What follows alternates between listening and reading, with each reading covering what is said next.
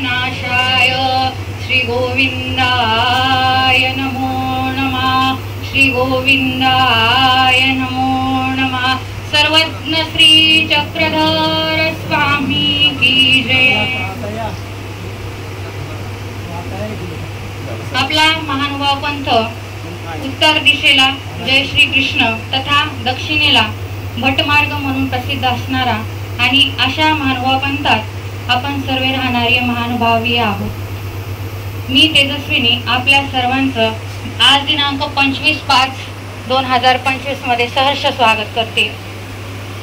या सोहळ्यासाठी उपस्थित आदरणीय श्रद्धेय प्रातस्मरणीय उपाध्य कुळाचार्य श्री मोठे बाबाजी तथा उपस्थित आचार्यगण, मम गुरुवर्य, संत महंत, भिक्षुक वासनिक, प्राध्यापक वृंद, बंधू भगिनींनो, आपणा सर्वांना परभणीकरांचा दंडवत प्रणाम। श्री वर्धनस्थ उपाध्य कुळ अनुबंध आणि परंपरा या पुस्तकाच्या पार्श्वभूमीवर विचार मांडण्याच्या हेतूने मी इथे उपस्थित आहे। सर्वप्रथम या पुस्तकाची रचना ते आजपर्यंत थोडी प्रास्ताविक रूप मी मनोगत व्यक्त करते। माझा PhDचा जो विषय आहे 1990 नंतर महानुभाव संप्रदायातील निवडक आचार्यांच्या साहित्याची चिकित्सा एक अभ्यास।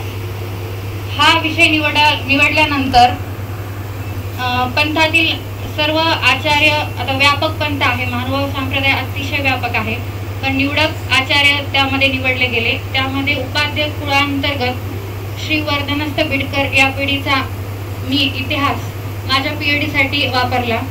1990 नंतर म्हटल्यानंतर आत्ता नाव घेणं मला माझी पात्रता नाहीये। मी पहिल्या 33, आता विद्यमान जे महंत आहे ते 33वे आहेत, परंतु 32 आचार्यापर्यंत आपल्या सर्वांना समजण्यासाठी नाव घेण्याचं धाडस करते, तशी माझी पात्रता नाही आणि यासाठी मला तुम्ही सर्वजण क्षमा करतील आशावाद व्यक्त करते। तर 32व्या आचार्यापर्यंत, तर 32वे जे आचार्य आहे 2023 मध्ये आणि तिथून समोर विद्यमान आचार्य असा त्याचा अनुबंध आणि माझ्या PhD साठी आलेला आहे। परंतु त्याच्या अगोदर ह्या सर्वांचा अनुभव किंवा या सगळ्या घटनांची पार्श्वभूमी लक्षात घेता पूर्व परिस्थितीचा आढावा घेणं हा सगळ्यात मोठा हेतू आहे आणि म्हणून मी कोळपकरांचा इतिहास असेल किंवा अनेक संदर्भ ग्रंथ असतील, भरपूर संदर्भ ग्रंथांचा साहित्यांचा आढावा घेतला। त्यामध्ये 30व्या महंतापर्यंत माहिती अवेलेबल आहे, उपलब्ध आहे आपल्या शास्त्रामध्ये म्हणा, साहित्यामध्ये म्हणा, मराठी वाङ्मयामध्ये। तिथून पुढचा जो इतिहास आहे तो अजून तरी उपलब्ध नाही आणि आहे जो आहे तो स्मरणिका किंवा मग एखादं चक्राख्य प्रकाशन असेल या संदर्भात आहे। चिकित्सक आणि संशोधनाच्या वृत्तीने परिपूर्ण 2024 पर्यंतचा इतिहास बिडकर कुळाचा नाहीये, मग म्हणून एक काहीतरी नव्याने एक संशोधन व्हायला हवं आणि मलाही त्यामध्ये रस वाटला आणि मग मी अभ्यास करायला सुरुवात केली। तेव्हा सर्वज्ञ श्री चक्रधर स्वामींच्या नंतर गुरुपरंपरा सुरू झाली आणि गुरुपरंपरा त्यांनी सुरू केली, परंतु त्यानंतर जे सगळा कवीश्वर शाखा असेल, उपाध्य शाखा असेल आणि मधातली पाळी मांडलेली जी शाखा असेल, ह्या सगळ्यांचा अभ्यास एकत्रित केला आणि सगळा अभ्यास करून मग शेवटी मी उपाध्य कुळ जेव्हा वाखाणलं किंवा मग जानोपाध्यापासून जेव्हा सुरुवात केली मूळ पुरुष, आणि तेव्हा एक आचार्य जेव्हा मी वाचत होते तेव्हा एवढी अडचण निर्माण होत होती मला की म्हणजे एक जर मी समोरचा 7वा 8वा आचार्य जर वाचला तर मला 5वा किंवा 6वा जे वाचलेलं आहे ते विसरून जात होते मी, म्हणजे एकदम लिंक लागत नव्हती की आपण नेमकं पोहोचायचं कसं। तर मग परत रिटर्न वाचलं, परत वाचलं आणि त्या सगळ्यांच्या योगायोग मी 32व्या महंतापर्यंत कशी तरी पोहोचले। 32व्या महंतांना मला पाहण्याचा कधी योग आला नाही आणि आला तर असा आला की 2012ला संन्यास दीक्षा विधीचा परभणीला कार्यक्रम होता आमचाच, माझ्या मोठ्या गुरु बहिणीचा, आणि तेव्हा बाबा आले होते आणि आम्ही तर आमचं तर समजा दुर्भाग्य, आमच्या कार्यक्रमाला दोन्ही बाबा नव्हते आणि बाबांनी समजा तिथे दंडवत वगैरे मला तर फक्त बघायला म्हणजे दंडवत वगैरे केला मी आणि कदाचित मलाही माहिती नव्हतं की मी एवढं समजा सगळं लिहिलं आणि परत त्या बाबांना भेटण्याचा मला कधी योग आला नाही। आलाही असेल परत बाबा परभणीला भेट देण्यासाठी तेलारकर आश्रम असेल, आमच्या आश्रमला असेल, भेट देण्यासाठी आलेही असतील तेव्हा कॉलेजच्या निमित्तानं माझं बाहेर जाणं झालं असेल, माझा आणि त्यांचा प्रसंग आला नाही, किंवा इव्हन सुपारी देऊन सुद्धा भेटण्याचा माझा त्यांचा योग आला नाही. परंतु त्यांच्या संदर्भात मला जेव्हा लिहायचं वेळ आली, किंवा आताच्या विद्यमान महंतांचं मी जेव्हा लोकांना विचारलं की बाबा तुम्हाला, मला माहीत म्हणजे मला तर PhD करायची, त्यांच्यावर लिहायचे, मग तुम्ही मला काही असेल माहिती सांगा, याला विचारणार मी, त्याला विचारणार.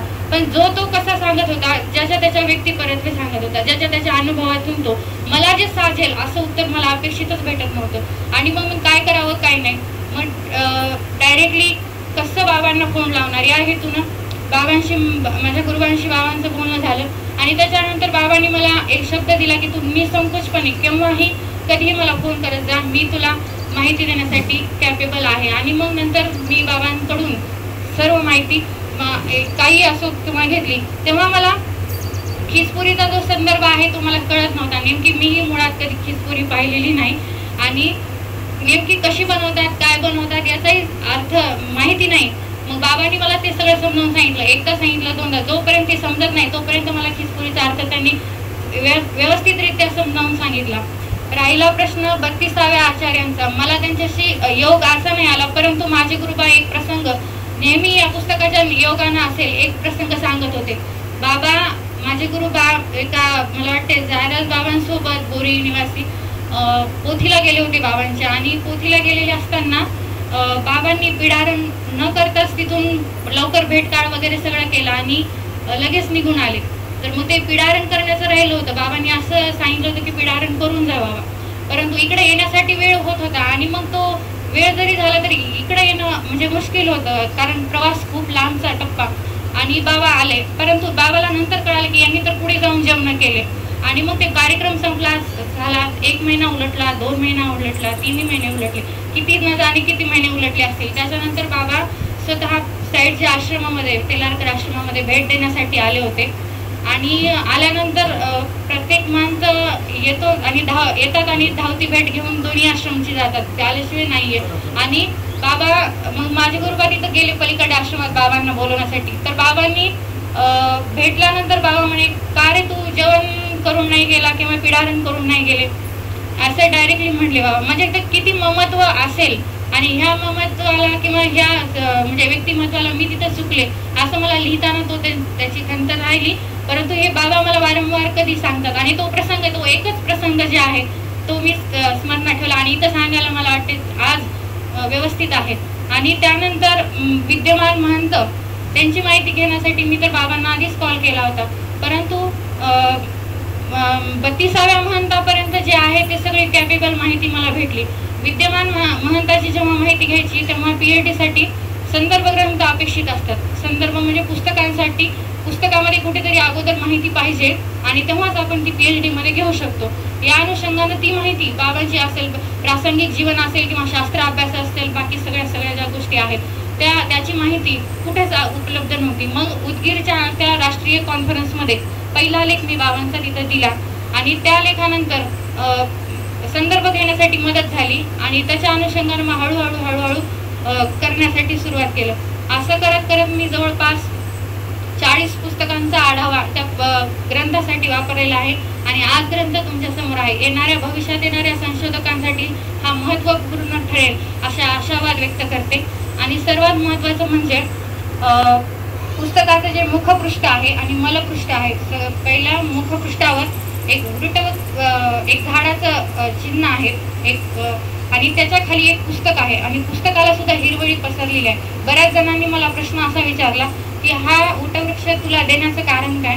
तर सगळ्यात महत्त्वाचं म्हणजे आपण तपस्विनी हिराईसा या म्हणजे तपस्विनी हिराईसा यांना आपण नाही हे करू शकत, कारण त्यांनी लीळाचरित्र गहाळ झाल्यानंतर सुद्धा आपल्याला उपलब्ध करून दिलं आणि तीच हिरवळ परिपूर्ण पंथामध्ये पसरलेली आहे, म्हणून ते वटवृक्ष घेण्याचं माझं ते कारण आहे.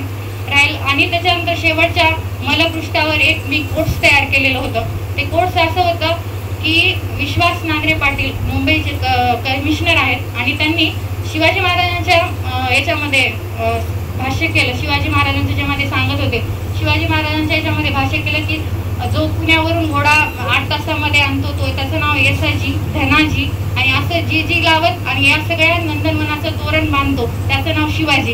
असं ही सगळी कॉपी करून मी इकडं बीड कुळावर लावण्याचा प्रयत्न केला. आणि सर्वांना ह्या सगळ्या गोष्टीचं असं आश्चर्य वाटलं की हे कोट्स नेमकं महानुभाव साहित्य तर उपलब्ध नाहीये आणि मग नेमकं आलं कसं.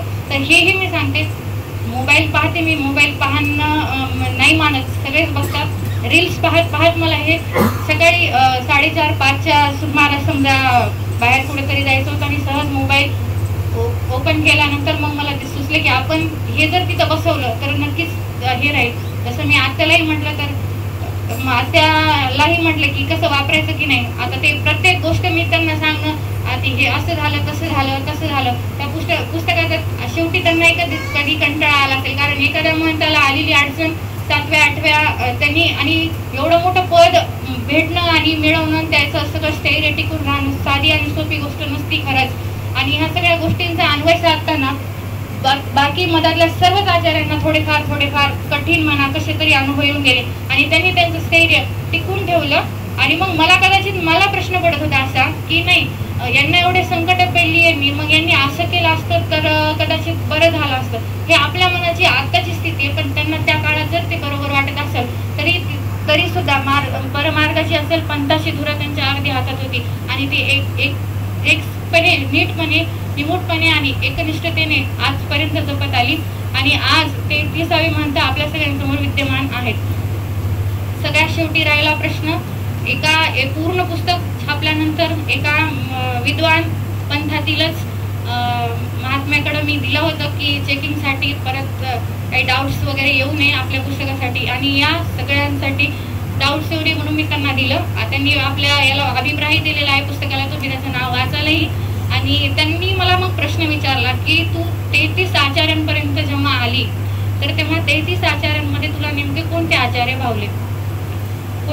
भावले म्हटल्यानंतर माझा आता सार्वजनिक आणि कॉमन प्रश्न होता, म्हणजे उत्तर असायला पाहिजे होतं की विद्यमान आचार्यांनी मला हेल्प केली आणि मला तेच समजा भावले, किंवा माझे संपर्क माझा यांच्यासोबतच आला होता त्याच्यामुळे मला हेच भावले असं माझं उत्तर असायला हवं होतं.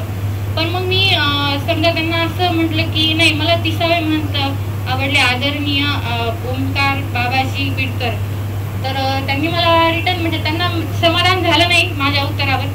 मग त्यांनी मला परत प्रश्न असा विचारला की असं कसं म्हणते तू. तर मी म्हटलं मी शिवाजी महाराज तरी कुठं पाहिले, तरी सुद्धा आराध्य दैवत महाराष्ट्राचं ते आहेतच. मग परत त्यांनी मला मी त्यांना म्हटलं माझं उत्तर अजून संपलेलं नाहीये. 30व्या महंताची झलक मी या महंतांमध्ये पाहते आणि म्हणून दोन्ही महंत त्याच ठिकाणी आवडतात. आणि ते खरंच उत्तर माझं ऐकून एवढं म्हणजे पॅक झाले आणि ते मला म्हणले खरोखर या सगळ्या पुस्तकाचा तू एक यथोचित अभ्यास केलेला आहे आणि अशा प्रकारे तुमच्या सर्वांसमोर हा ग्रंथ उपस्थित झाला. या ग्रंथासाठी मला मार्गदर्शन आदरणीय मोठे बाबाजी मम गुरुवर्य सर्वांनी केलेलं आहे. प्रास्ताविक आपल्याला आता इथून सांगतीलच. प्रस्तावना या पुस्तकासाठी प्राध्यापक डॉक्टर दत्ता शिंदे सरांनी दिलेली आहे. त्यांनाही मी म्हटलं होतं अगोदर, सरांनी एका शब्दामध्ये होकार दिला आणि त्या पुस्तकाला प्रस्तावना दिली आणि अशा रीतीने हे सर्व पुस्तक तयार झालं. आशावाद आहे हे सर्व ज्याच्या हाती पडेल ते नक्कीच संशोधन वृत्ती करेल आणि येणाऱ्या भावी संशोधक सर्व विद्यार्थ्यांना बाबा मार्गदर्शन माझ्यासारखं करतील असा आशावाद व्यक्त करते. आणि सर्वात महत्वाचं ओंकार बाबा बिडकर यांच्या सान्निध्यात डॉक्टर राजी ढेरे नावाचे मराठीचे साहित्यिक आपल्या साईडचे, आणि ते म्हणजे त्यांनी त्यांची भेट झाली होती त्यामुळे त्यांना पुस्तक असेल किंवा मार्गदर्शन पंथाचं नॉलेज सगळं दिलं होतं. त्यानंतर 32वे जे महंत झाले आदरणीय वामनशास्त्री बिडकर, नाव घेणं योग्यच नाहीये, आणि त्यांनी सुद्धा विभी कोलते असतील आणि पठाण असतील यांना सुद्धा या डॉक्टर मेटांना मदत केलेली आहे, म्हणजे सगळं म्हणजे मार्गदर्शन केलेलं आहे. आणि यांच्या काळामध्ये कदाचित मी असेल पहिली आणि बाबांनी मला मदत केली, याबद्दल बाबांचे आभार आणि ऋणात राहू इच्छिते. एवढे बोलून मी माझं थांबते. धन्यवाद. तर प्रश्नांचा हा ग्रंथ त्यांनी लिहिलेला आहे. साधा एक शोधनिबंध लिहायचं म्हटल्यानंतर शिंदे सर आपण पाहतो की कितीतरी मेहनत घ्यावी लागते, अनेक संदर्भ ग्रंथ चाळावे लागतात, वाचन करावं लागतं आणि एवढं मोठं साहित्य, संत साहित्य, एवढं मोठं महानुभावीय साहित्य या साहित्याचा परिपाक या ग्रंथामध्ये आहे. अतिशय सुंदर असा हा ग्रंथ तुम्ही लिहिलात आणि हा संदर्भ ग्रंथ म्हणून अनेक महाविद्यालयात अनेक विद्यापीठात वापरला जाऊ शकतो, वापरला जाईल अशा प्रकारची खात्री आहे. या ठिकाणी बाबांच्या संमतीने ग्रंथ प्रकाशन सोहळा आपण या ठिकाणी घेणार आहोत. आदरणीय कपाटे बाबांना विनंती करतो की आपणही या समोर यावं. प्रातस्मरणीय सर्व आचार्य, महंत तपस्विनीताई आणि या पुस्तकाच्या लेखिका तपस्विनीताई आणि आमच्या मानव आश्रमचे बाबा सर्वांना दंड. ह्या पुस्तकाचं जे प्रकाशन आहे मला नाही वाटत अशा निसर्गरम्य ह्याच्यामध्ये स्वामी सर्वज्ञ चक्रधर स्वामींच्या काळातल्या त्या याच्यामध्ये या मार्गामध्ये अशा प्रकारचं प्रकाशन एकमेव असावं आणि सगळ्या आवडीच्या विषयाचे सगळेच आवडीचे लोक असलेले असेल त्यामध्ये. म्हणून मला खूप असा आनंद झाला या निसर्ग याच्यामध्ये येऊन. या पुस्तकाच्या संदर्भामध्ये तपस्विनीताई आमच्याकडे आल्या होत्या आणि मी जेव्हा त्यांना विचारलं की तुम्ही हे पुस्तक लिहिताय, PhD करताय, शास्त्री झाला, संदर्भ ग्रंथ त्यांना माझ्याकडे काही पुस्तक होते, मग मी त्यांना दाखवले तर ऑलमोस्ट त्यांचे 50% पुस्तकं त्यांना ते माहीत होते. इतका अभ्यासपूर्वक त्यांनी अभ्यास केलेला तो ग्रंथ आहे त्याच्यामध्ये. मला याच्याबद्दल चांगलं वाटतं की मराठी भाषा ही महाराष्ट्रातली साधारणतः आटके पार नेणारा एकमेव पंथ आहे, मानवा पंथ, की ज्याने ती टिकवलेली आहे त्याच्यात. आणि ह्या मराठीला आता सध्याचे कसं काळ आलेला आहे की 2 प्राध्यापक मिळणं सुद्धा मुश्किल झालेलं आहे, कारण सगळी इंग्रजीमध्ये सगळं मेडिटेशन झाले त्याच्यामध्ये. मला जरा थोडंसं एक 2 मिनिट जास्त वेळ दिला तर मी याची गोष्ट सांगू शकेल. तर ते असं आहे की हे जे आमचं शिक्षण आहे ते लॉर्ड मॅकॉलेनी ते दिलेलं आहे भारताला. त्याचं ऑफिस उटीला होतं आणि त्या ऑफिसमध्ये फक्त 3च ऑफिसर होते. तो लॉर्ड मॅकॉले, एक क्लास 1 ऑफिसर जो अधिकारी येतो आणि एक क्लास 3 जो साधारणतः जणू मारतो तो. एके दिवशी हा ऑफिसर लवकर आला तर तो क्लास 1 अधिकारी ह्या झाडू मारणाऱ्या माणसाच्या पाया पडला आणि हे मॅकॉलेनी बघितलं. तर तो म्हणाले काय? तो म्हणाला की असं आहे की आमच्या देशामध्ये ज्याला संस्कृत येतं तो माणूस कसाही असो मी त्याला नमस्कार करत असतो. मॅकॉलेनी लक्षात घेतलं आणि संस्कृत भाषेवर बॅन केलं. ते प्रिंटिंग प्रीचिंग हे बंद करून टाकलं. ते गीता प्रेसनी ते घेतलं. मानवा संप्रदायातली गीता जी साधारणतः 700 वर्षापूर्वी ती त्यांनी सगळ्या गावोगाव नेली. 15 अध्याय का असेना सगळ्या लोकांना येतोय. त्यामुळे मराठीवर आणि संस्कृत भाषेवर टिकवण्यासाठी मानवा पंथांचे फार मोठे उपकार ह्या भारत देशावर आहेत. चक्रधर स्वामींनी कवणे कवणे वेसू कवणे कवणा वेसून एक जीव उद्धरणे हे वेसणू हे सुरू करून ह्या गंगेच्या काठी आपण ज्या गंगेच्या काठी बसले त्याच्यामध्ये आणि राऊळ मायबाप असं साधारणतः ते ठिकाण ह्या सगळ्या धोंडोळा गेल्या 7व्या शतकापासून तर ह्या 21व्या शतकापर्यंत इतका मोठा धोंडोळा ह्या तपस्विनीताईंनी आपल्या पुस्तकामध्ये घेतलेला आहे. त्याच्यामध्ये हे काम जे साधारणतः नेणारा पंथ आहे. स्वामी विवेकानंद असं म्हणायचे की या भगवद्गीतेमधला दुसऱ्यातल्या तर 3रा श्लोक आहे क्ले प्रेमासन पार्थ नेतृत्व. हा जो श्लोक आहे हा जर सगळ्या जगाने 3 दिवस पाळला तर ह्या सगळ्या जगाचं स्वर्ग असं होईल. त्याचं भगवद्गीतेबद्दल आपण विचार करत असताना मला 1983ची गोष्ट आठवते की साधारणतः त्या काळामध्ये प्रेसिडेंट रोनाल्ड रेगन हे अमेरिकेचे प्रेसिडेंट होते. त्याने असं विचार केला की सगळ्या जगातल्या किंवा अमेरिकेतल्या लोकांचं मॉरल फॉल डाऊन झालेलं आहे आणि म्हणून त्यांनी असं विचार केला आणि त्यांनी त्या वर्षी सिनेटची मीटिंग घेतली म्हणजे आपल्याकडच्या लोकसभेची. आणि 1983 हे वर्ष द होली बायबल्स इयर म्हणून होतं. त्याच्यात आमच्या देशामध्ये का नाही हो असं की होली भगवद्गीताच इयर. ठीक आहे, ह्या वर्षी गव्हर्नमेंट ऑफ महाराष्ट्राने आपल्या स्वरज्ञ चक्रधर स्वामीची जयंती सगळ्या ऑफिसेसमध्ये शाळेमध्ये मान्य करायला तयार केली. खरंच गव्हर्नमेंट महाराष्ट्राचे खूप मोठे उपकार त्याच्यामध्ये. वाङ्मयाची व्याख्या जर करत असताना सविसर्ग भाग विसर्ग जनता विप्लव अशी तिची व्याख्या आहे, की जे वाङ्मय आपल्या संस्कृतीचं ज्ञान देतं आणि विश्वावर विश्वास निर्माण करतो ते वाङ्मय, बाकी वाङ्मय नाही त्याच्यामध्ये. आणि अशा ह्या काळामध्ये तपस्विनी देवीने केलेलं आहे. मला खूप असं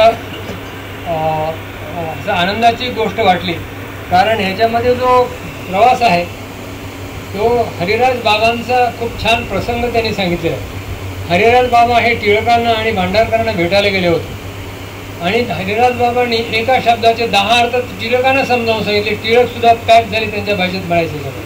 ह्या टिळकांनी जो ग्रंथ लिहिला आहे गीता रहस्य, त्यांना सांगणार सगळं आपले ह्या मानव पंथातले लोक किती म्हणून हिराईसा ताईंचं त्यांनी वर्णन केलं की त्यांना एक पाठ वाचल्यानंतर ते पूर्ण पाठ झालेलं आणि ते करेक्ट आहे की नाही बघण्यासाठी. आणि ह्याच्यामध्ये खूप छान असा उल्लेख आहे की कमळाईसापासनं ते आत्तांच्या बाबांपर्यंतचा उल्लेख आहे, 33 उल्लेख आहे. हे अत्यंत महत्त्वाची गोष्ट याच्यासाठी म्हणतो की इतिहास हा आमच्यासाठी फार महत्त्वाचा आहे. आम्ही आमचं जेव्हा पूजा करत असतो तेव्हा म्हणत असतो की आम्ही अत्रिगोत्र उत्पन्न, वशिष्ठ गोत्र उत्पन्न, हे माझं गोत्र आहे. त्याचे फॉरेन कंट्रीजमध्ये ते कोणातरी लुटारूंचं नाव लावतात.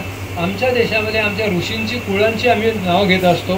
त्यामुळे हा अत्यंत महत्त्वाचा ग्रंथ आहे, कारण नेपोलियन बोनापार्टवर 2 लाख पुस्तकं लिहिले गेले, तितके शिवाजी महाराजांवर ओळीसुद्धा लिहिल्या गेले, पानंसुद्धा लिहिले गेले नाही. त्याच्यामुळे शिवाजी महाराजांच्या काळामध्ये ज्या ज्या काही सैनिकांनी काम केलेलं आहे त्यातली जास्तीत जास्त 500च नावं इतिहासाला माहीत आहेत का मी लिहित नाही तर. आणि जर दुसरं उदाहरण असं देतो की या हिटलरची जी प्रेयसी होती त्यांनी रेकॉर्ड ठेवलं होतं, तो सगळं बॉम्ब उद्ध्वस्त झाला त्यांचा हाल.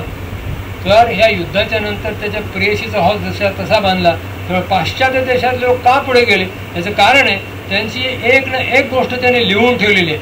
त्याचा हा जो प्रबंध आहे, हा जो प्रयत्न आहे तो अत्यंत महत्त्वाचा आहे आणि संस्कृतीचा साधारणतः पुढच्या पिढीला देण्याचा फार मोठा वारसा त्याच्यामध्ये काम केलं आहे. त्याच्यामध्ये याच्यात आताच त्यांनी मलाही प्रश्न पडला खिचपुरी काय प्रश्न आहे त्याच्यामध्ये. ते मी येताना मी विचारणार होतो पण त्या दुसऱ्याच गाडीमध्ये बसल्या, पण मी मग ताईंना विचारलं त्याच्यामध्ये.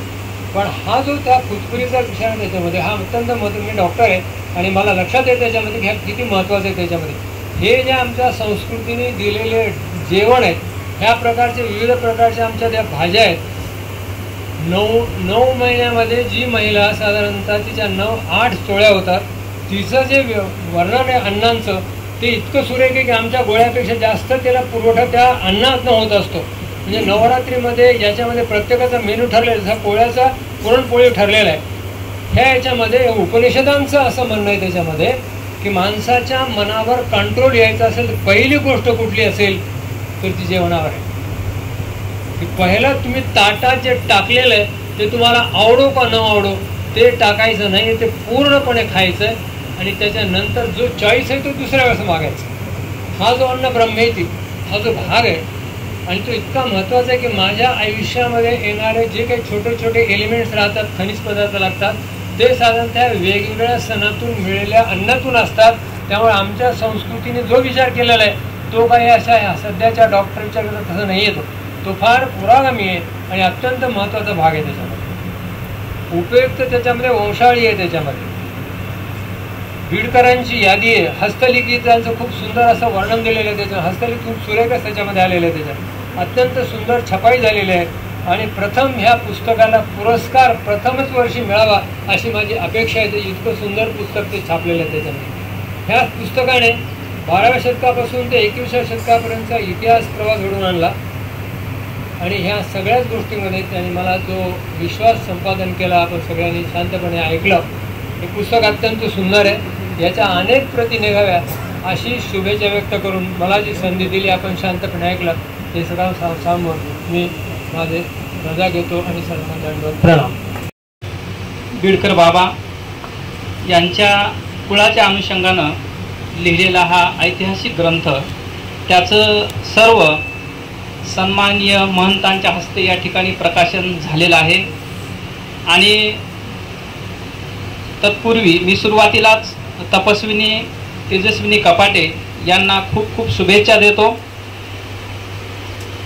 खरं पाहिलं तर हा महानुभाव संप्रदायाचा जो इतिहास आणि वारसा आहे तो आपण 12व्या शतकापासून जर बघितला तर याच महाराष्ट्रामध्ये स्वामींनी जे म्हटलं होतं की महाराष्ट्री असावे, आणि त्याच्या पलीकडे जाऊन पुन्हा असं म्हटलं होतं की तुमचा अस्मात कस्मात मी नेगा, म्हणजे संस्कृतच्या अनुषंगाने.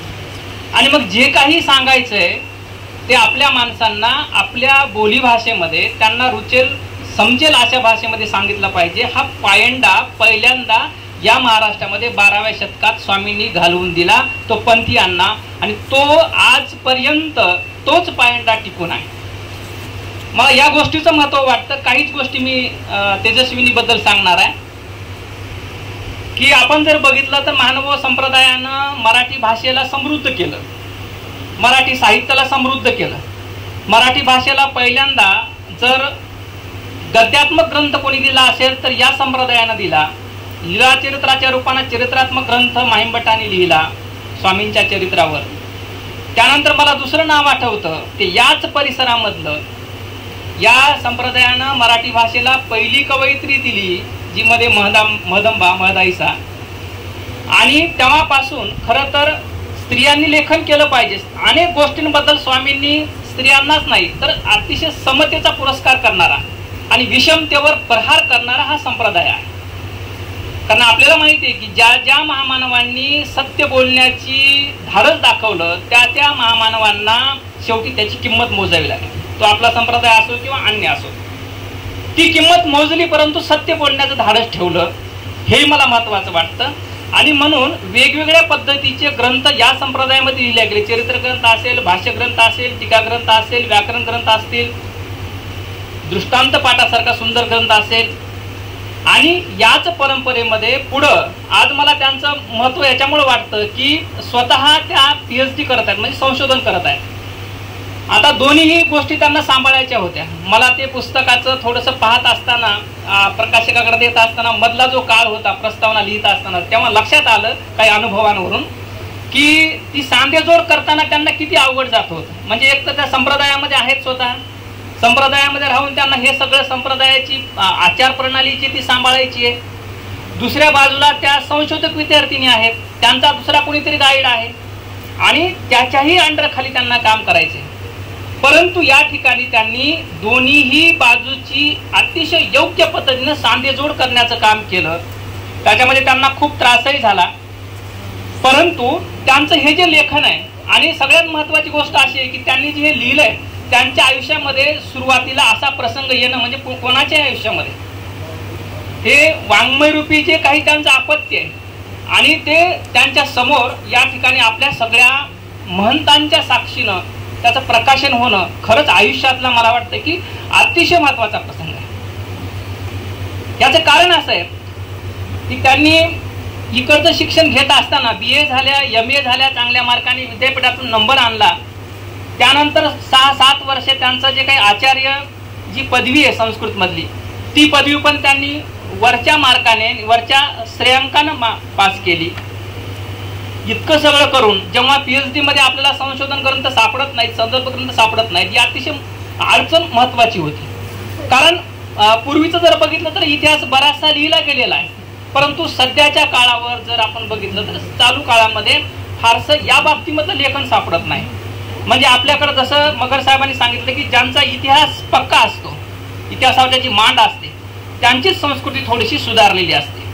म्हणून मग पण ती गोष्ट आपल्याला इथं करावं लागणार आहे, ती स्वतः करावी लागणार आहे, आपल्या हातानं आपलं लिखाण करावं लागणार आहे.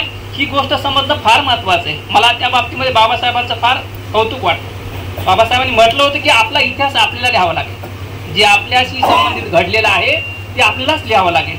अगदी त्याच पद्धतीने त्यांनी हा सगळा इतिहास म्हणजे उपाध्य कुळाचा आजपर्यंतचा इतिहास, ऋणानुबंध आणि परंपरा, हा जो काही विषय आहे, हा विषय त्यांनी अतिशय योग्य पद्धतीनं म्हणजे पहिल्या आचार्यांपासून ते आजपर्यंत 33व्या आचार्य, विद्यमान आचार्य जे आहेत त्यांच्यापर्यंतचा इतिहास त्याच्यामध्ये त्यांनी मांडला. सगळ्यात महत्त्वाची गोष्ट ही मांडत असताना मगर साहेबांनी जे सांगितलं की अनेक ग्रंथांचे 30-40 ग्रंथांचं वाचन करून त्यातून बाहेर पडलेलं हे नवनीत आहे. म्हणजे ही फार मोठी साधन आहे. आणि त्यांच्या वयाचा जरी विचार केला आपण, तसं वयाचं मला वाटतं फारसं बंधन लागत नाही. छत्रपतींनाही कमी वयामध्ये, ज्ञानेश्वरांचेही लेखन कमी वयामध्ये, वयाचा आणि याचा फारसा संबंध नाही, परंतु त्याच्यासाठी प्रगल्भता जी लागते, बुद्धीची प्रगल्भता लागते, वैचारिक प्रगल्भता लागते, सगळ्या गोष्टींना सामावून घेण्याची प्रगल्भता लागते, ती त्यांच्यामध्ये मला बघायला मिळाली. अनेक वर्षापासून मी त्यांच्या संपर्कामध्ये आणि देमेरज बाबांच्या संपर्कामध्ये आहे. त्यांचं जे वाचन आहे, आणि मला असं वाटतं एक व्यक्तिशः मराठीचा शिक्षक म्हणून की माणसाला वाचनच मोठं करत असतं. त्या दृष्टीनं त्यांचं वाचन अतिशय समृद्ध आहे. आणि त्याच्या पलीकडे जाऊन मी असं म्हणेल की त्यांनी हे सगळं लिहित असताना कुठल्याही प्रकारचा अभिनिवेश त्याच्यामध्ये बघायला मिळत नाही. पुस्तकाचं, ग्रंथाचं सगळ्यात महत्त्वाचं वैशिष्ट्य आहे अभिनिवेश म्हणजे काय, मी काही केलेलं आहे असं नाहीच आहे. त्यांचं सरळ आणि स्पष्टपणे मत असं आहे की हे सगळं गुरुवर्यांचं आहे, माझं काहीच नाही. मला मराठी साहित्यातलं एक उदाहरण आठवतं की काखेशी मेरू घेऊन देखा कैशी नृत्य करी पिपिलिका. ज्ञानेश्वरांनी असं म्हटलंय किंवा काखेमध्ये मेरू पर्वत घेऊन नृत्य करणं आणि कोणी तेही पुन्हा मुंगीनं करणं, पिपिलिकेनं करणं, हे जितकं काम अवघड आहे. का टिटीभू चाचूवरी माप न सुये सागरी, इतकं सोपं आहे का आपल्या चोचीनं समुद्र सगळा बाहेर काढणं. अगदी त्याच पद्धतीनं लेखन करणं ही सुद्धा साधी सोपी, तुकारामांच्या भाषेत सांगायचं झालं तर इथे पाहिजे जातीचे येरा गबाळाचे काम नव्हे. हा जातीवंत अनुभव लेखनाचा किंवा लेखकाचा त्यांच्यामध्ये आपला बघायला मिळतो. आणि मला असं वाटतं की हा इतिहास म्हणजे मी कोळपकरांचा इतिहास पाहिलेला आहे, वाचलेला आहे, पण त्याच्यानंतर अलीकडे नवीन पिढीतल्या एखाद्या संशोधकानं, आणि त्याच्यामध्ये संशोधन वृत्ती आहे, नुसता फक्त मला माझ्या कुळाचा इतिहास लिहायचा आहे असं म्हणून त्यांनी लिहिलेलं नाही. चिकित्सक वृत्तीनं जे संशोधनासाठी लागणारी जी बुद्धी असते ती बुद्धी त्यांनी त्यामध्ये वापरून हे लिहिलेलं आहे किंवा हे केलेलं काम आहे.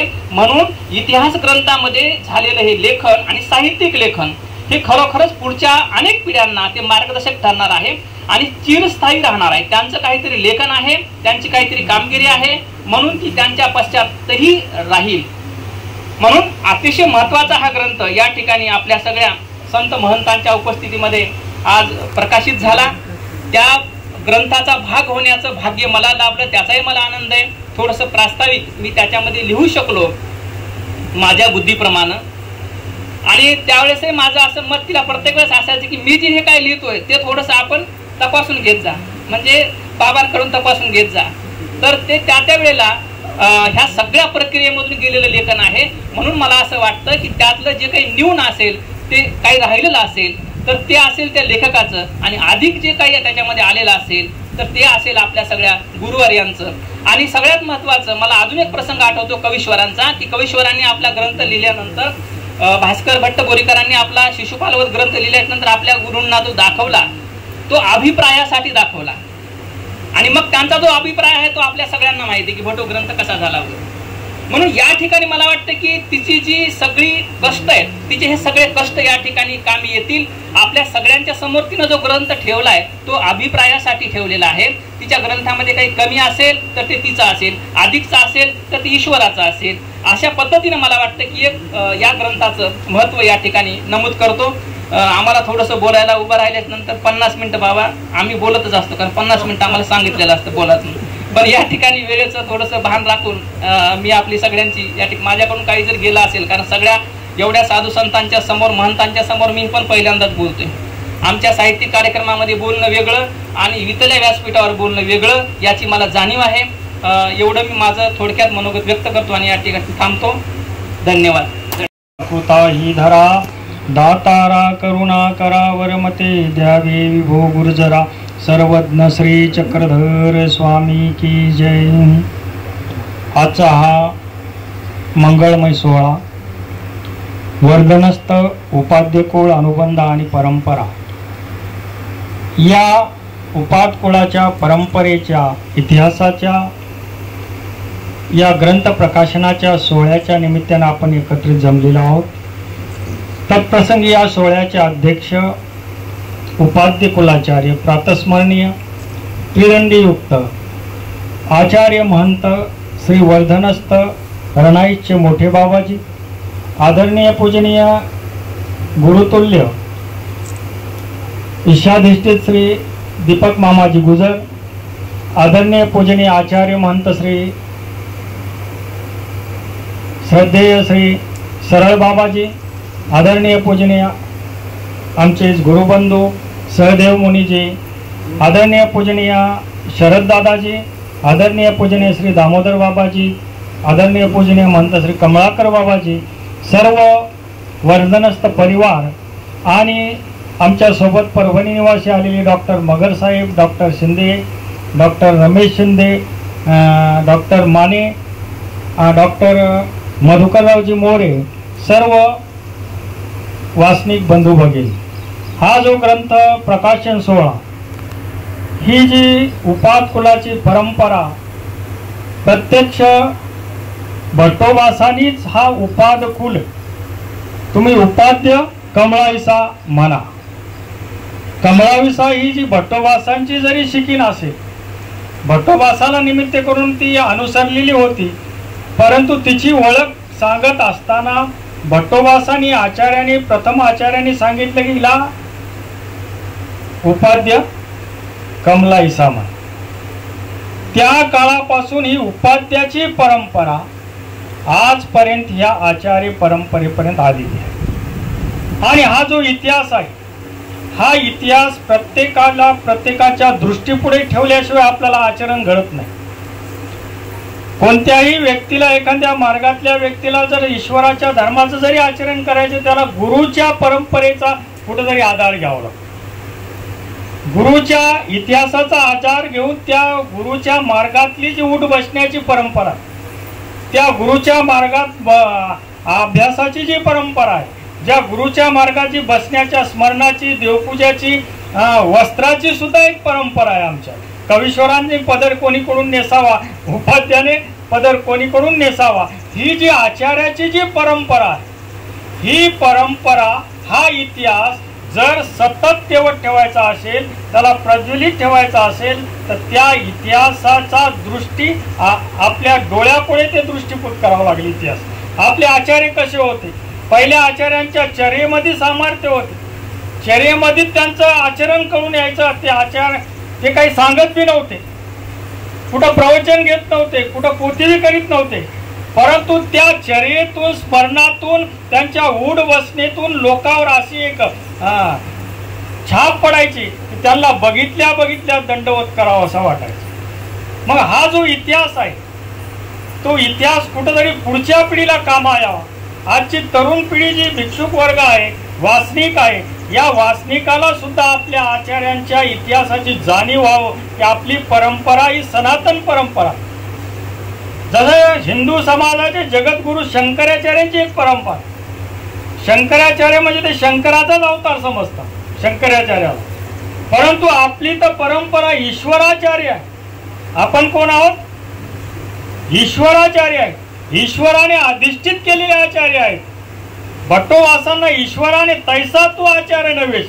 स्वामी कसं म्हणतात, तैसा तू आचार्य नाहीस, तू प्राणिया ते अनिष्टापासून काढून इष्टी लाविता आचार्य.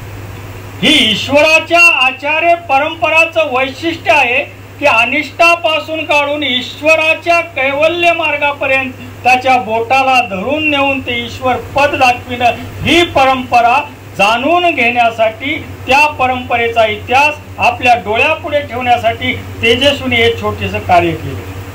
तिच्या लिहित असताना काही चुका झालेल्या असतील त्याबद्दल मी क्षमा मागतो या उपाध्याय आचार्यांची. त्याच्यात काही चुका झाल्या असतील, तिचं ती न्यूनपणा म्हणा, तिची अल्पबुद्धी म्हणा, तिच्या वयानुसार तिनं ते लिहिलेलं आहे, परंतु ते लिहित असताना तिने एकच डोळ्यापुढे ठेवलं की ही आचार्य परंपरा उपाद कुलाची. तिचं नावच उपाध्य मानिजी स्वामींनी सांगितलं. पुढे उपाध्याची उपाधी जी आहे, ज्याच्या ठिकाणी उपाधी आहे त्याला मान मान्यतेने त्याला स्वीकार केला पाहिजे आणि समाजानेही त्या उपाधीचा स्वीकार केला पाहिजे आणि त्या उपाधीमुळेच लोक श्रद्धेनं नतमस्तक होतात. म्हणून या उपाधीला, कुठंतरी परंपरेला मान देऊन तिने हा इतिहास आपल्या डोळ्यापुढे ठेवलेला आहे. ही परंपरा फार मोठी आहे, ईश्वर अधिष्ठित आहे, ईश्वरापर्यंत नेणारी आहे आणि हिच्यामध्ये, या परंपरेमध्ये जितू आतापर्यंत 33 आचार्य आहेत, हे सर्व वैराग्यनिष्ठ आहे. यांच्या जीवनाचा प्रवास आपण पाहिला तर यांचं तप, यांची भक्ती आणि यांचं ज्ञान, हे तिन्ही कार्य असं आहे की ईश्वरापर्यंत नेणार आहे आणि प्रत्येक साधकाला यांचं आचरण शुद्ध आचरण आपल्याला परमेश्वर प्राप्तीपर्यंत नेणार आहे असं या ग्रंथामध्ये तिनं वर्णन केलेलं आहे। असे ही ग्रंथ परंपरा त्यांनी केलेले जे साहित्य आहे, आज साहित्याच्या दृष्टीने महत्व आहे। हे प्राध्यापक लोक आपल्याला फक्त म्हणतात महानुभावांचा आद्य ग्रंथ आहे, महानुभावांचं साहित्य आहे, फार उज्ज्वल आहे, फार मोठा आहे, परंतु जेव्हा डोक्यावर ग्रंथ घेण्याची वेळ येते तेव्हा महानुभावाचा कोणी विचार करीत नाही। महानुभावांचा जरी आद्य ग्रंथ असेल, जेतुके मराठी जे ग्रंथ आहेत या महाराष्ट्रात, ग्रंथ असो, व्याकरणाचा असो, प्रबंध असो, दृष्टांत पाठ असो, कथा संग्रह असो, हे सर्व सुरुवात महानुभावांनीच केलेली आहे सगळ्या ग्रंथाची।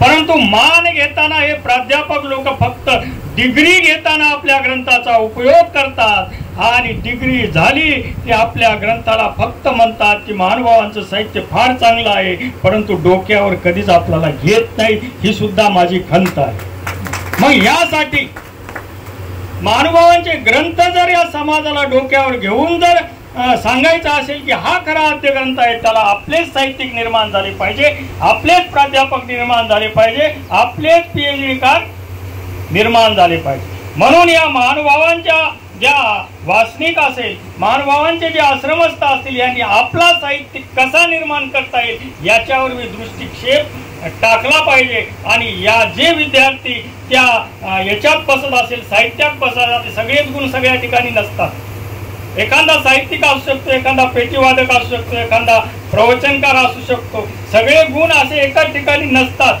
परंतु जो ज्या गुणाचा विद्यार्थी असेल त्याला त्या गुणाची मान्यता देऊन आपल्याही आचार्य परंपरेने त्याला त्याच्या गुणाचा वाढ केली पाहिजे। अशा प्रकारातून हा ग्रंथ मी लिहिण्यासाठी दिला, अनुमती दिली। काही त्याच्यात चुकीच्या असेल ते माझं समजा आणि मी या चुकीच्या बद्दल सर्व उपासकुळाची क्षमा मागतो। आणि हा जो ग्रंथ पुढील येणाऱ्या संशोधकासाठी, महानुभावांसाठी एक प्रेरणादायी ठरो आणि याच्याच अभ्यासाने अनेक जण आपलं संशोधन वाढ करीत राहू अशी या ठिकाणी मी आशा बाळगतो। आणि चुकलेले 2 शब्द जे काही माझ्याकडून चूक झाली असेल त्याबद्दल मी आचार्य श्री उपाध्ये कुलाचार्यांची क्षमा मागतो। दंडवत प्रणाम, दंडवत।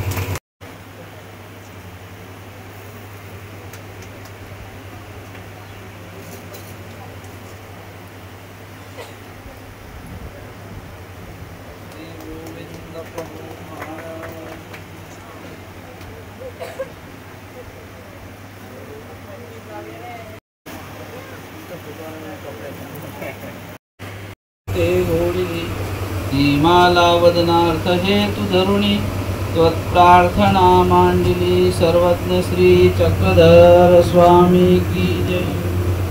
आज श्री क्षेत्र साष्टी पिंपळगाव अशा स्वामी श्री चक्रधर महाराज, श्री गोविंद प्रभू महाराज, जवळच पांचळेश्वर आत्मतीर्थ बाबा आणि अशा पावन सानिध्यामध्ये आपण सर्वजण बसलेलो आहोत। या तिन्ही अवताराचं इथे संबंधित असलेलं हे ठिकाण आहे। या ठिकाणी साष्टी पिंपळगावला सुद्धा एक आमच्या पूर्व इतिहासाचा अनुबंध आहे। या साष्टी पिंपळगावच्या देमाईसाबाई होत्या, म्हणजे देमती, ह्या ईश्वरीच्या बोधवंत की परमेश्वराने स्वतः त्यांना आपल्या श्रीमुखाने ज्ञान दिलेलं आणि म्हणून या साष्टी पिंपळगावचं पुन्हा पुन्हा आमच्या चरित्रामध्ये नाव आहे। त्याचबरोबर ज्या रामदेव दादोसांनी श्री नागदेवाचार्यांना सर्व परिवाराला धर्माच्या आधारस्तंभ म्हणून आचार्य जे झालेले, त्यांचे जे पूर्वाश्रमीचे गुरु म्हणजेच श्री रामदेव दादोस, त्यांचं देहावसानसुद्धा या साष्टी पिंपळगावला झालेलं आहे। असं हे गाव आणि आपण या स्थानाच्या सानिध्यामध्ये आहोत। स्वामी श्री चक्रधर महाराजांचा हा भक्तिमार्ग आहे। या भक्तिमार्गामध्ये अनेक प्रकारे थोर आचार्य, संत, महंत या सगळ्यांनी आपलं एक आचरणाच्या माध्यमातून, स्वामी श्री चक्रधरांच्या तत्वज्ञानाच्या माध्यमातून आपलं जीवन समर्पित केलेलं आहे।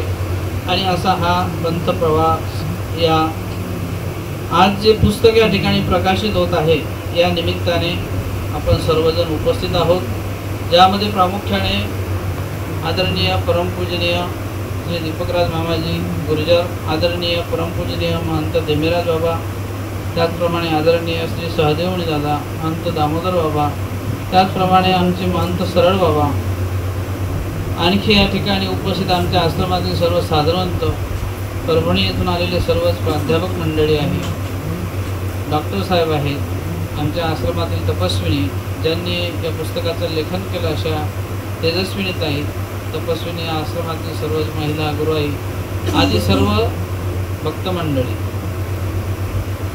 श्री वर्धनस्थ उपाध्य कुळाचा अनुबंध आणि परंपरा या पुस्तकाचं लिखाण करण्यासाठी तेजस्विनी ताईंनी आदरणीय महंत श्री देवीराज बाबाजी यांचं पहिले त्या ठिकाणी मार्गदर्शन आणि आज्ञा घेतली. आणि इथं आम्ही ज्या इथं राहतोय इथल्या आश्रमाचे संचालक श्री शरद दादा, ते इथून उठून मागे गेले, नाव राहिलं त्यांचं घ्यायचं, तर आदरणीय श्री शरद दादाजी बिडकर ज्यांच्यामुळं आम्ही इथे आलेलो आहोत. तर अशा या पुस्तकाच्या प्रकाशनाच्या वेळी आपण सर्वजण या पुस्तकाचं प्रकाशन करून साक्षी आहोत. एक परंपरागत चालत आलेला ईश्वर धर्म आहे आणि त्याला उजाळा देत असताना ईश्वर हेतू फार महत्त्वाचा असतो. ज्यामध्ये ईश्वर हेतू असतो तो हेतू पुढे जात असतो. आमच्या परंपरेचा शब्द आहे, गोसाव्याचा श्रुती हेतू लक्षुनी, म्हणजे त्या श्रुतीमधला हेतू लक्षित आला पाहिजे. श्रुती म्हणजे स्वामी श्री चक्रधरांच्या मुखातून निघालेले शब्द, ज्याला आम्ही सूत्र असं म्हणतो. त्या श्रुतीतला आम्हाला हेतू लक्षात आला पाहिजे, स्मृतीमधला हेतू लक्षात आला पाहिजे, वृद्धाचारातला हेतू लक्षात आला पाहिजे आणि मार्गरूढी आणि त्यानुसार चालणारी ही वर्तमान परिस्थितीतली वर्तमान स्थिती असते की ज्याला ईश्वराचं अधिष्ठान आहे. आणि म्हणूनच ईश्वर धर्म हा सृष्टीच्या आरंभापासून आज तागायतपर्यंत अनेक प्रकारे वेदबोध अनुसरणाच्या माध्यमातून आपलं ईश्वरीचं कार्य या गुरुजनांनी अधिकरणांनी ईश्वर मार्गाला पुढे नेण्यासाठी केलेलं आहे. आणि म्हणून अशा या उपाध्य कुळाची परंपरा लिखाण करत असताना जानोपाध्यांपासून आलेला हा एक प्रकारचा वसा आहे, वारसा आहे. जे बळेग्रामीचे असलेले जानोपाध्य, या बळेग्राम गावातून खूप काही जवळच 3 किलोमीटर बळेग्राम गाव आहे, तर त्या गावामधूनच या उपाध्य कुळाची ही परंपरा. तिथले असलेले जानोपाध्य ज्यावेळेला रामसगाव या ठिकाणी अशक्त होतात आणि त्या ठिकाणी त्यांची सेवा कमळवसा करतात आणि कमळवसांपासून नंतर हिरायसा, अशा प्रकारे उज्ज्वल परंपरा थोर थोर विभूतींची यामध्ये आहे. आणि हे पुस्तक लिखाण करत असताना अनेक प्रकारे संदर्भ ग्रंथ, अनेक प्रकारचं मार्गदर्शन लिखाण करत असताना लेखकाला त्या अनेक अडचणीतून पुढे जावं लागते. आणि म्हणून तो विषय माझ्यापर्यंत पोहोचविला. माझंच नव्हे, या उपाध्य कुळाचंच नाही तर या अंतर्गत अनेक आचार्यगणांचं सुद्धा लिखाण त्यांनी करायचं ठरवलेलं आहे, केलं सुद्धा आहे. अनेक प्रयत्न त्यांनी त्या आचार्यांच्या माध्यमातून लिखाणाचे केलेत. अनेकांचं त्यांनी त्यापर्यंत जाऊन पोहोचल्यात. अनेकांच्या परंपरेचा वारसा, त्यांचं स्वतःचं व्यक्तिमत्व जीवन, अशा प्रकारे अनेकांकडून ते त्या साहित्याला पुरवणी कशी होईल. आणि म्हणून साहित्य जे आहे ते काही साहित्य शृंगाराने युक्त असते, तर काही साहित्य हे शृंगार त्यामध्ये नसतात, परंतु एक ईश्वर धर्माची निर्गुण सामर्थ्याची गोडी त्या साहित्याला असते. आणि असं हे ईश्वर धर्माचं जे साहित्य आहे, जरी त्यामध्ये नवरसाचे शृंगार तुम्हाला दिसणार नाही, परंतु अंतरंगातून ज्या भक्तीचे शृंगार आहेत ते त्या साहित्यामध्ये मांडण्यासाठी बाबांनी सांगितल्याप्रमाणे की पंथीय लेखक आणि त्यानुसार त्यासाठी वाङ्मयाचा असलेला अभ्यास जर का एखाद्या आपल्या भक्तिप्रिय असलेल्या लोकांनी केला तर त्यामध्ये त्याला एक भक्तीचं अंतरंगसुद्धा त्यामध्ये देता येते आणि समाजापर्यंत ते आपल्याला पोहोचविता येते. आणि म्हणूनच एक स्तुत्य आणि गौरवास्पद कार्य आमच्या तेजस्विनी त्यांनी केलेलं आहे की आपल्याच अनुयायापैकी, आपल्याच ईश्वर मार्गीच्या एक तत्वज्ञानाच्या बैठकीतून त्याला साकारत असताना त्यांनी साहित्यरूपी हे सेवा एक परमेश्वराच्या श्रीचरणाशी समर्पित करण्याचा प्रयत्न केलेला आहे. त्या अनुषंगाने अनेक आचार्यांचं त्यांनी लिखाण केलेलं आहे आणि शेवट माझंही लिखाण त्याच्यामध्ये केलं.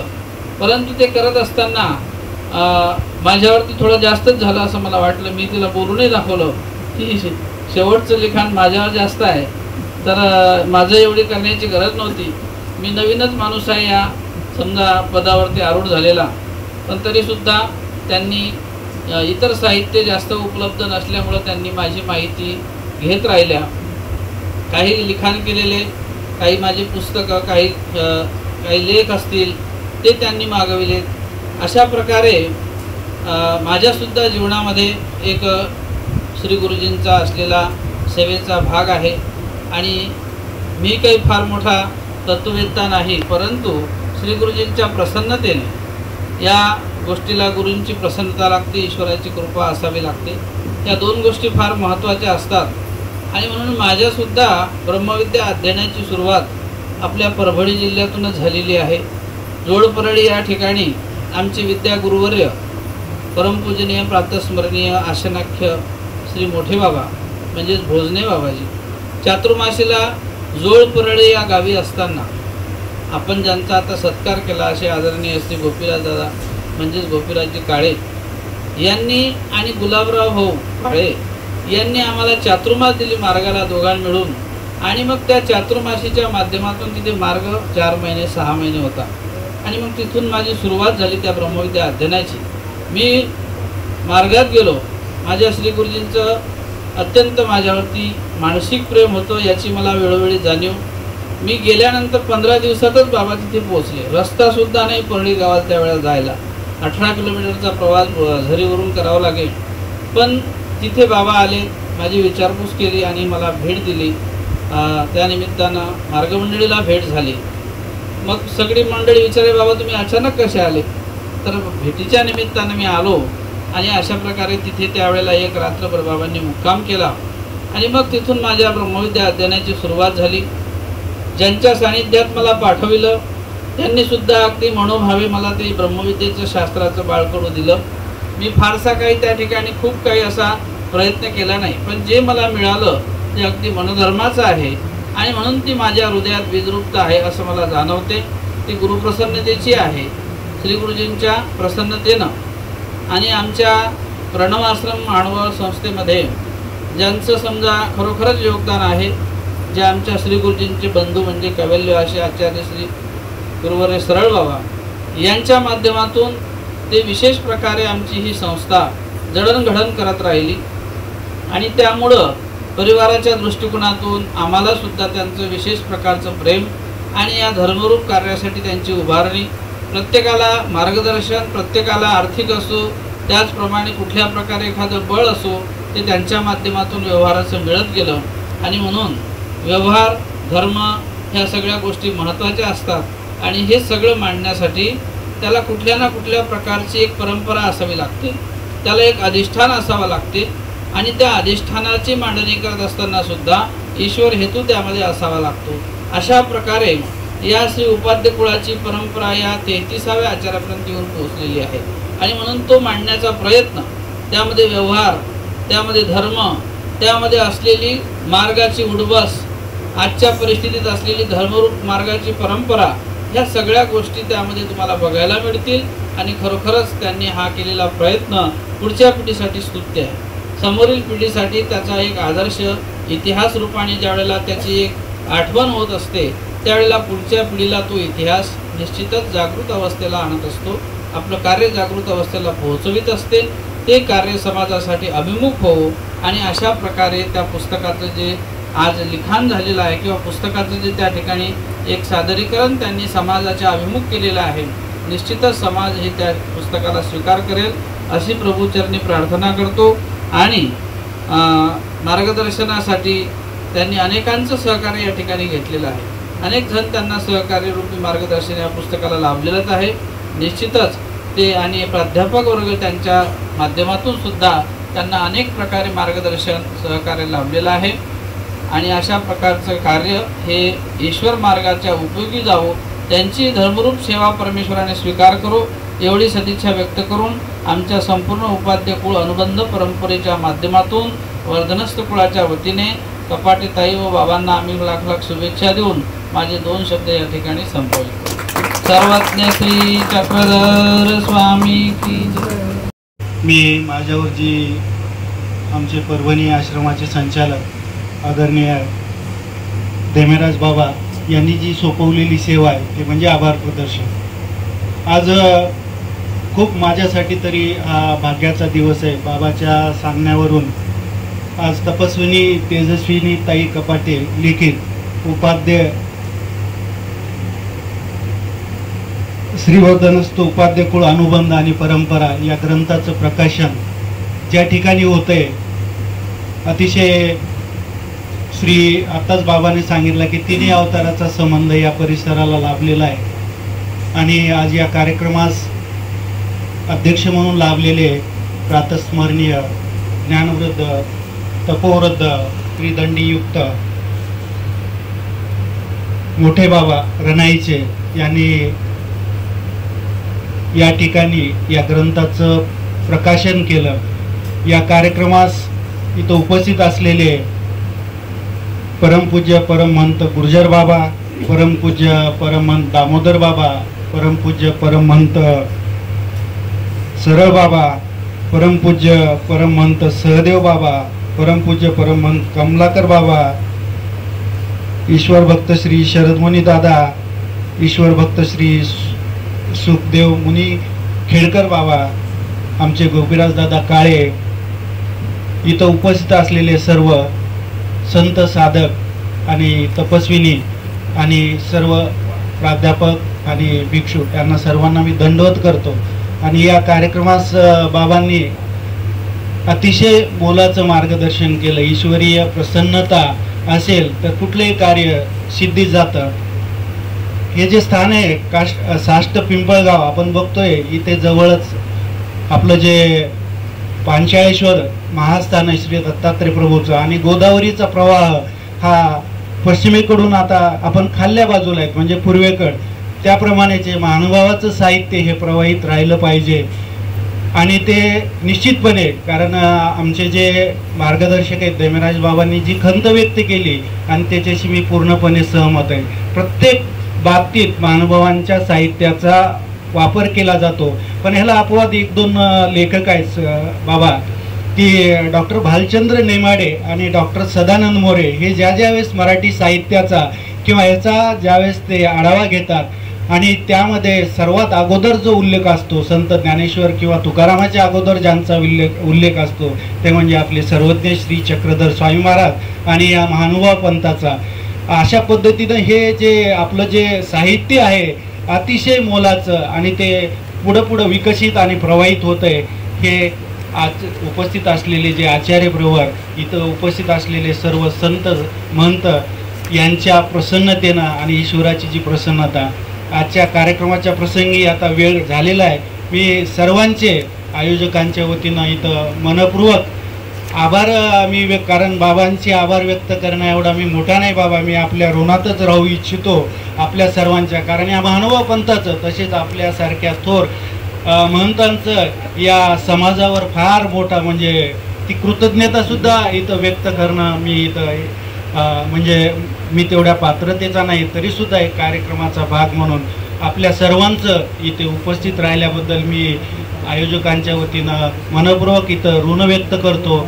आणि या कार्यक्रम अध्यक्ष महोदयांच्या परवानगीनं इथं संपला असं जाहीर करतो. सर्वांना पुनश्च एकदा दंडवत प्रणाम. चूक भूल माफ करा.